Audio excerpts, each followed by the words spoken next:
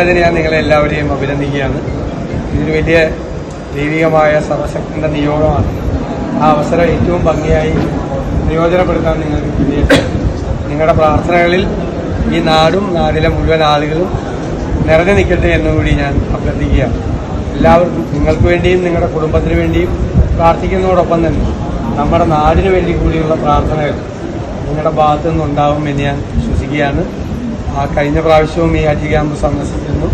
ഈ പ്രാവശ്യം സന്ദർശിച്ചപ്പോൾ നിങ്ങളെ എല്ലാം കാണാൻ കഴിഞ്ഞതിലുള്ള സന്തോഷം ഞാൻ പ്രകടിപ്പിക്കുന്നു. എല്ലാ യാത്രാ ആശംസകളും എല്ലാ നന്മകളും നേരുന്നു. സർവശക്തനെ എല്ലാവരെയും അനുഗ്രഹിക്കട്ടെ എന്ന് പ്രാർത്ഥിക്കുന്നു.